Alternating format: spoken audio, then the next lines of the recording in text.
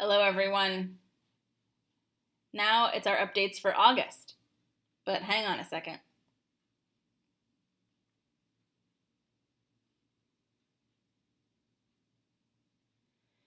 That mask I just took off is our new norm.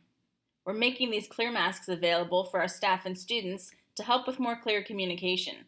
Of course, with social distancing, we're spread out all over the place as well. I've been sharing my monthly updates for the last few months, with primarily focusing on news related to COVID-19, the pandemic, how it's impacting us. But I'd like today to shift focus and talk about some of the positive news and updates about the school in general. We are, of course, still focusing on what we're doing this fall and making reopening plans, as are other schools for the deaf across the country. It's a tough decision to decide how to reopen, when to reopen, if to reopen, and as of now, what we're looking at is reopening in person, but we know that day by day things are changing that could impact that decision. Again, my focus for the video today is not to talk about reopening, but to talk about the campus in general. Since we've been closed since March 13th, we've had the opportunity to make a lot of progress.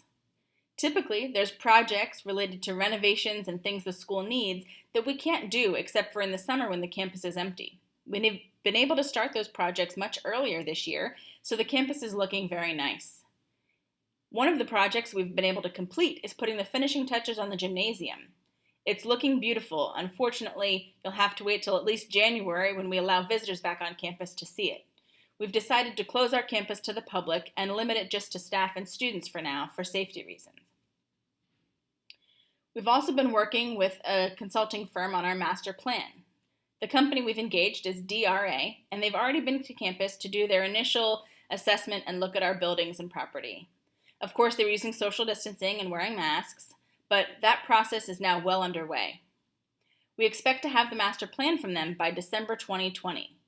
The main reason for that timeline is we're still in ongoing negotiations related to the property we acquired, the 156, which has been sitting unused since we purchased it. Because of the Historical Commission process, we think that we have a better chance of making progress with them related to the nomination for historical designation if we have a plan. If we can demonstrate that we've engaged with this firm, that we're incorporating feedback from neighbors and other members of the community, that we have a better chance of moving through that process. We've also been beautifying the campus. We've made a lot of updates with signage, and you can see that across the campus. That includes making changes to the flagpoles and the banners that are hanging around the campus as well. We also added campus directories to help people see where they're going on campus. You'll see one of those behind me, and there's 3 around campus. As visitors come on campus and try to orient and locate themselves, it's the same idea as how you would use a mall directory. We also added a new flagpole, and while we did have one, most people didn't know that it was even there. It was on top of the roof of the gymnasium, and people who've worked here for 10 or more years didn't realize we had it there. Part of the reason for that is we weren't able to use it. It was too dangerous to go up there and actually change the flag, so we have a new flagpole that's accessible, and we have a flag and a Black Lives Matter flag hanging there already.